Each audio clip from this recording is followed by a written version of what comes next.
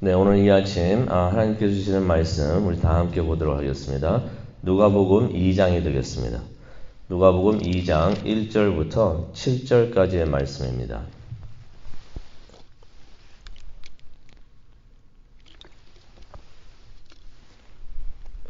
누가복음 2장 1절부터 7절까지의 말씀을 우리 다 함께 읽도록 하겠습니다.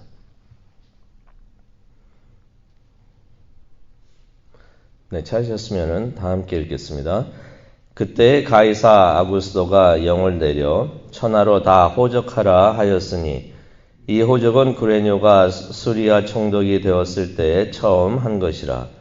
모든 사람이 호적하러 각각 고향으로 돌아가매 요셉도 다윗의 집 족속이므로 갈릴리 나사렛 동네에서 유대를 향하여 베들레헴이라 하는 다윗의 동네로 그 약혼한 마리아와 함께 호적하러 올라가니 마리아가 이미 잉태하였더라. 거기 있을 때 그때에 해산할 날이 차서 첫 아들을 낳아 강보로 싸서 그 위에 누웠으니 이는 여관에 있을 곳이 없음이러라. 아멘. 하나님의 말씀을 붙들고 이 아침 하나님 앞으로 나갑니다. 하나님 말씀을 안수하여 주시고 또 우리의 마음도 우리의 마음의 기도 안수하여 주셔서 하나님께서 들려주시는 그 하나님의 음성을 들을 수 있도록 하나님 인도하여 주시옵소서. 감사합니다. 예수님의 이름으로 기도합니다. 아멘. 하나님께서는 태초부터 메시아를 통해서 성자 하나님 예수 그리스도를 통해서 이 세상을 구원하시기로, 우리를 구원하시기로 계획을 하셨습니다. 그게 갑자기 이루어진 것이 아니고 태초부터 하나님께서는 그것을 다 계획을 하셨던 것이에요. 그러면서 그 계획을 우리에게 알려주셨습니다. 그래서 우리 잠시 말씀을 보면요. 그 메시아, 와서 구원해 주시는 구원자 메시아가 오시는데 이 메시아는 천사가 아니라 사람일 것이다. 사람이라고 예언을 해 주십니다. 알려주십니다. 그게 창세기 2장 15절에 나옵니다. 근데 사람이 오는데 이 사람은 이방인이 아닌 유대인이 될 것이라고 창세기 12장 1절부터 3절 사이에 말씀을 해 주십니다. 아브라함을 선택하셔가지고 축복을 주시면서 아브라함의 자손으로 유대인이 메시아가 되어서 오실 것이다 라고 말씀을 해주시는 것입니다. 근데 유대인 중에서 12지파가 있는데 그 중에서 유다 지파의 사람이 될 것이라고 창세기 49장 10절에 알려주십니다. 근데 유다 지파 많은 사람들 중에서 다윗의 후손이 될 것이다 라고서 다윗을 손꼽아서 이렇게 말씀을 하십니다. 사무엘하 7장 1절부터 17절까지 말씀이 되시는데요. 그러면서 그 많은 다윗의 후손들 중에서 특별한 사람이 되겠습니다. 이사야서 7장 14절을 보면은 처녀의 몸에서 태어나는 사람이다. 이게 인간적으로 불가능하죠. 그런데 처녀의 몸에서 태어나는 사람이 될 것이다. 그 사람이 메시아가 될 것이라 라고 말씀을 해 주십니다. 그러면서 또 무슨 말씀을 하시면 미가 5장 2절에 보면은 다윗의 도시 베들레헴에서 그 사람이 메시아가 태어날 것이다 라고서 미리 다 알려주셨습니다. 근데 이 모든 것들을 생각해 보면은 무척이나 자세하게 메시아의 탄생 조건을 예언해 주셨던 것이에요. 한번 생각해 보기를 원합니다. 이 탄생 조건들을 한두 개도 아니고 그냥 굉장히 많이 알려주셨는데 이 모든 조건을 다 이룬 메시아가 나올 수 있다는 것은 무척이나 힘든 일이었겠다라고 생각이 됩니다. 인간으로서는 도저히 이것을 어떻게 하려고 해도 할 수가 없는 일이었던 것이에요. 오직 하나님만이 계획하시고 하나님만이 주관하셨을 때 이루어질 수 있는 가능한 일이었던 것입니다. 그래서 오늘 이 말씀을 보면서 하나님의 섭리를 우리가 보기를 원합니다. 하나님께서는 세상과 우주 만물을 다스리시는 위대하신 하나님이십니다. 세상 모든 것을 하나님 뜻대로, 모든 일이 하나님 뜻대로 이루어질 수 있도록 하나님께서는 하나하나 모든 일을 주관하고 계신다는 것이에요. 1절을 보기를 원하는데요. 1절을 보니까 이런 말씀이 있습니다. 그때 가이사 아구스도가 영을 내려 천하로 다 호적하라 하였다라는 말씀이 나옵니다. 인구조사를 하라고 하는 거죠. 인구조사, 센서스, 인구조사를 하도록 명령을 내렸던 것이에요. 그런데 그 1장 맨 처음에 보면 그때에라는 말씀이 나옵니다. 그때에.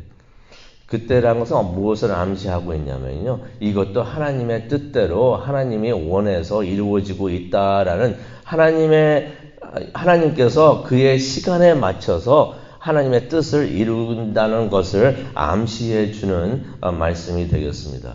로마 황제는 로마 제국 전역에 인구조사를 하도록 명령을 내렸지만은 이것도 하나님께서 다 하나님의 뜻을 이루고 계시는 그 부분의 한 부분이었다는 것이에요. 생각해 보기를 원합니다. 로마 황제가 왜 인구조사를 하라고 명령을 내렸는가? 크게 두 가지로 우리가 생각을 할 수가 있습니다. 하나는 군사력 증가 때문에 그렇게 했고요. 또 다른 이유는 정확한 조세 부과를 위해서 그렇게 했다는 것이에요. 근데 유대인들은 로마 군인이 될 수가 없었습니다. 그렇기 때문에 유대인들은 인구조사에 참여를 했지만은 어떤 목적 때문에 했냐면은 세금 납부를 위해서 인구조사에 참여했었던 것이에요. 지금도 세금 내는 거 그렇게 즐거운 일이 아니죠. 하지만 당시에도 그렇게 즐거운 일은 아니었던 것이에요. 하지만은 그때 로마 제국의 지배를 받고 있었기 때문에 어쩔 수 없어서 로마 정부가 그렇게 하라고 하니까 세금을 내기 위해서 그렇게 인구조사에 참여를 했던 것입니다. 참고로 로마 제국은 14년마다 이런 인구조사를 하고 있었는데요. 근데 로마 황제는 정확한 인구조사를 하면서 이것을 통해서 많은 국세를 걷기를 원했을 것입니다. 이것을 통해서 나라가 더 강건해지고 많은 세금을 걷어야겠다라고서 생각을 했었을 것이에요. 하지만 그런 마음조차도 하나님께서 하셨다는 것을 우리가 가만히 묵상해 보면 그것을 알 수가 있는데요. 하나님께서 그 로마 황제의 그 마음을 움직이셔가지고 이러한 일을 하셨구나. 그래서 예수님께서 베들레헴에서 태어나실 수 있도록 그렇게 모든 일을 움직이고 계셨다는 것을 우리가 알 수가 있습니다. 로마 황제는 그러겠죠. 자신도 모르는 사이에 이건 내 생각이야. 내가 내 마음대로 내 뜻대로 내가 명을 내려서 했던 일이다라고 생각을 하고 했었을지도 모르지만은 자신도 모르는 사이에 하나님의 뜻을 이루는 도구가 되었다는 것이에요. 그 인구조사를 우리가 한번 생각해 보기를 원하는데요. 인구조사를 솔직히 모든 사람들이 자신이 사는 곳에서 할 수도 있었습니다. 그런데 3절을 보게 되면 모든 사람들이 본적지로 가가지고 인구조사를 하게 했던 것이에요. 이 또한 하나님의 섭리였구나. 하나님의 섭리였구나. 거기 살고 있던 나사렛에서 할 수 있었는데, 근데 나사렛에서 인구조사를 하게 하면은 예수님께서 나사렛에서 태어날 수밖에 없는데, 하나님의 뜻은 그것이 아니라 베들레헴이었기 때문에, 요셉의 본적지가 베들레헴이었기 때문에, 그 글로 움직여 주셨다는 것이에요. 왜냐하면 4절에 보시면은 요셉이 다윗의 후손이었다라는 말씀이 나오는 것입니다. 그래서 요셉이 베들레헴까지 갈 수밖에 없었던 것이에요. 그런데 이것도 또 한 번 우리가 생각해 보기를 원합니다. 요셉이 인구조사를 하기 위해서, 호적하기 위해서 베들레헴에 갔으면 혼자 가면 되지 왜 마리아를 데려갔었을까? 여러 가지 이유를 생각할 수가 있는데요. 첫 번째로는 우리가 5절에도 나오죠. 5절에도 보면은 약혼했다고 말을 하고 있습니다. 또 마태복음 1장 15절에도 보면은 약혼한 상태를, 요셉과 마리아가 약혼한 상태였다는 것을 알 수가 있는데요. 이것은 어떤 의미가 있냐면요. 결혼을 하기 전이란 얘기입니다. 아, 유대 지방의 풍습을 보면은 결혼을 하기로 약속을 했으면 약혼 상태로 들어가는데 한 1년 동안은 약혼 상태로 들어갑니다. 1년 동안 약혼 상태에 들어가는 이유는 뭐냐면은 부정한 일이 없는 것을 확인하기 위해서 1년 동안 약혼 상태에 들어가 가지고 있으면은 그러고 있는 상태에서 만약에 임신이 있던가 그런 일이 있으면은 부정한 일이 있었다는 것을 알 수가 있기 때문에 결혼하기 전에 그 일을 했던 것이에요. 그런데 그런 약혼한 상태에 있었는데 마리아가 임신을 한 것입니다. 이거 주위 사람들이 보기에는 뒤에서 뒷말하기 딱 좋은 재료가 되는 것이에요. 무슨 일이 있었는가 하면서 뒷말이 굉장히 많았었겠고요. 사람들의 눈총이 얼마나 따가웠을까요? 그런데 아마 요셉이 마태복음에도 나오지만은 마리아를 참 아꼈습니다. 생각을 많이 해줬습니다. 그런 곳에 마리아를 혼자 두고서 자신이 떠나 다른 곳에 간다는 것은 이것은 진짜 못할 짓이다 라고서 요셉이 생각을 한 것 같습니다. 그래서 마리아를 함께 데리고 베들레헴으로 갔다고 우리가 생각을 할 수가 있습니다. 또 6절에 보면은 둘 다 요셉과 마리아가 곧 출산할 것인 것을 둘 다 알고 있었던 것이에요. 아마 그 순간에 떨어져 있지 않기를 원했던 것 같습니다. 그리고 또 이렇게 생각할 수가 있습니다. 요셉하고 마리아가 예수 그리스도께서 예수 메시아 예수 구원자께서 베들레헴에서 태어나야 하신다는 것을 이 두 사람이 알고도 있었던 것입니다. 그래서 아마 말씀을 이루기 위해서 우리가 베들레헴을 가야겠다라고서 생각을 할 수도 있었던 것입니다. 그런데 이유가 어찌했던 간에 우리가 반드시 알아야 되는 것은 하나님께서 예수 그리스도가 베들레헴에서 태어나도록 요셉과 마리아를 나사렛에서 베들레헴으로 옮기셨다는 것이에요. 인간이 생각했을 때 내가 봤을 때 이게 이렇게 해야겠구나 내 생각은 이렇구나 라고서 인간이 그렇게 움직였다고 하더라도 그 뒤에서 하나님께서 그들의 마음으로 움직여 가지고 그렇게 하셨다는 것입니다. 그러면서 하나님은 모든 것을 하나님의 뜻대로 계획대로 모든 것을 다 하나씩 이루어가고 계셨다는 것이에요. 7절의 말씀을 한번 다시 보면요. 이런 말씀이 있습니다. 첫 아들을 낳아 강보로 싸서 구유에 뉘었다. 이 말씀도 참 중요합니다. 구유라고 하는 것은 구유를 통해서 성경에는 마구간이라는 단어가 안 나오지만은 구유를 보면서 마구간이었구나 하는 것을 알 수가 있는데요. 우리가 보통 생각하는 또 그림에 성탄 카드에 많이 나오는 나무로 이렇게 지어진 마구간 그것은 아니었습니다. 당시에는 짐승을 키우던 곳에 이제 동굴이 있었는데 집 옆에 마을의 그 집 옆에 그 동굴 같은 곳에 동물들을 짐승들을 놔두고 거기서 기르고 있었을 텐데 아마 거기서 태어나셨을 것이라고 우리가 생각을 할 수가 있습니다. 그리고 강보라는 단어가 납니다. 강보로 싸서 어떤 일이냐면은 아이를 움직이고 할 때 다 아시겠지만은 팔이 이렇게 나와 있으면은 잘못하면은 팔이 꺾일 수가 있어요. 그래가지고 천으로 이렇게 막 둘둘 감아가지고 아기가 안전할 수 있도록 그렇게 했는데 강보로 쌓여서 예수 그리스도께서 구유에 누워 계셨다는 것입니다. 근데 이 구유하고 강보가 나중에 목자들이 예수 그리스도를 찾게 되는 단서가 되는 것입니다. 그 사람들이 생각했던 것은 예수 그리스도를 찾으면서 무엇만 생각하고 있었냐면은 구유에 누워있는 강보에 쌓여서 구유에 누워있는 아기를 찾으면 된다 하면서 찾게 되는데 이 구유와 강보가 예수 그리스도를 찾는 단서가 되었다는 것이에요. 이 또한 우연이 아닌 하나님의 섭리이셨다는 것을 우리가 알 수가 있습니다. 그런데 또 우리가 생각해 봅니다.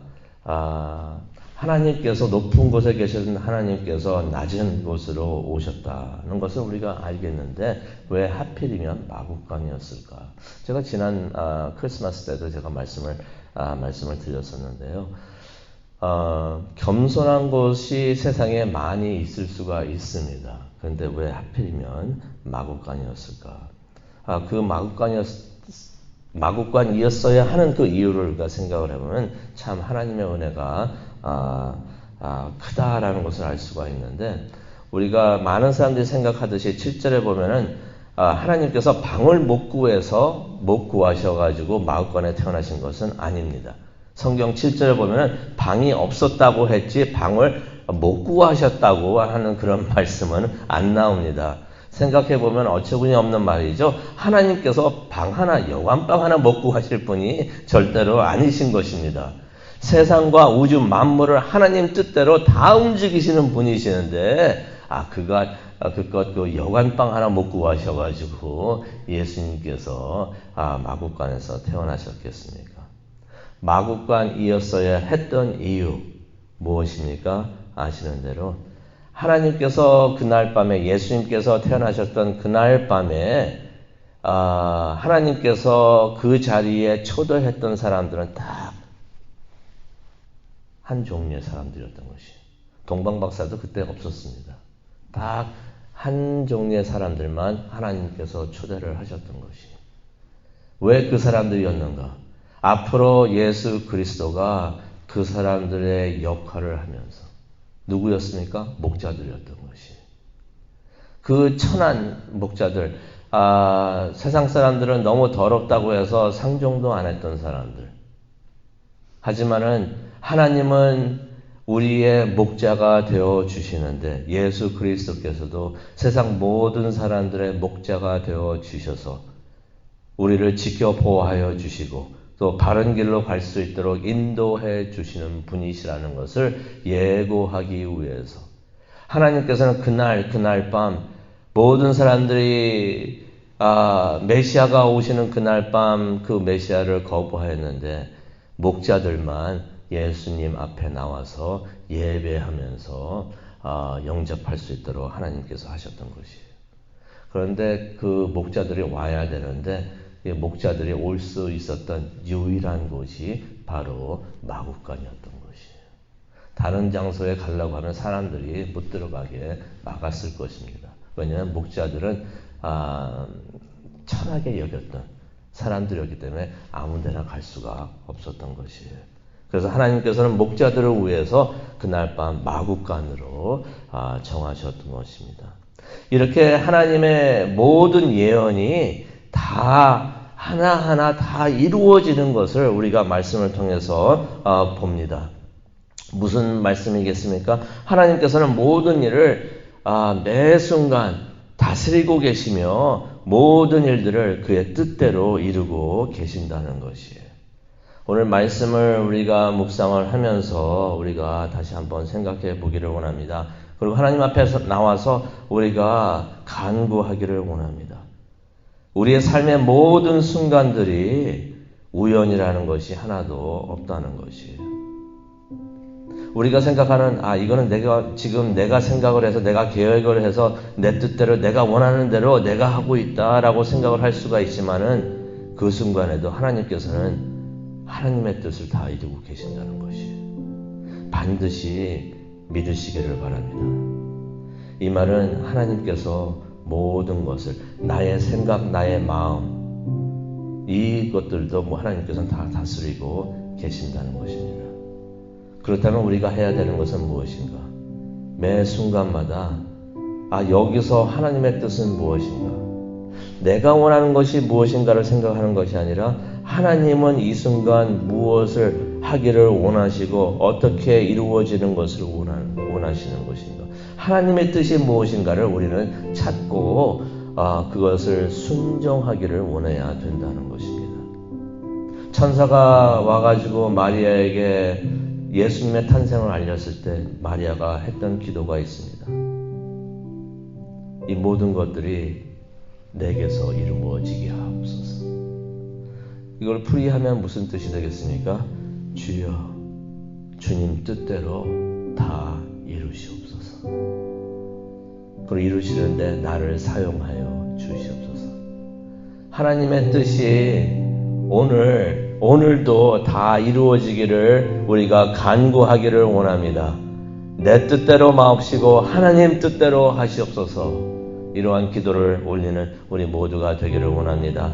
내가 원하는 것을 하나님 이거 해주십시오 저거 해주십시오 라고 원하는 것이 아니라 하나님이 원하시는 것 하나님 뜻대로 다 이루시옵소서. 그리고 하나님 뜻을 이루시는데 나를 사용하여 주시옵소서. 도구로 사용하여 주시옵소서. 이런 기도를 올리는 우리 모두가 되기를 간절히 소원하고 기도합니다. 우리 다 함께 기도하시겠습니다. 하나님께서는 위대하신 하나님이십니다. 매 순간 어쩔 때는 우리가 이게 왜 이렇게 세상이 다 복잡하게 마음대로 out of control 해가지고 케이오스처럼 이렇게 돌아가고 있는가라고 생각을 하고 있을 때도 있지만 하나님께서는 한순간 한순간 다 하나님의 뜻을 이루고 계신다는 것을 다시 한번 깨닫게 해주시니 정말로 감사합니다. 오늘 이 아침 하나님 앞에 나와서 영적으로 무릎 꿇고 기도하기를 원합니다. 하나님 뜻대로 하시옵소서. 하나님의 뜻이 다 이루어질 수 있도록 하시옵시고 그 하시는 일에 저를 사용하여 주시옵소서. 우리를 사용하여 주시옵소서. 하나님, 우리 교회를 또 하나님 뜻에 맞게 사용하여 주시옵소서. 이렇게 겸손하게 하나님 앞에 기도드리는 우리 모두가 될 수 있도록 하나님 도와주시옵소서. 함께하여 주실 줄로 믿습니다. 기도하는 이 시간 주님의 영이 함께하여 주셔서 하나님의 뜻을 위해서 기도할 수 있는 우리 모두가 될 수 있도록 하나님 인도하여 주시옵소서. 감사합니다. 예수님의 이름으로 기도합니다. 아멘.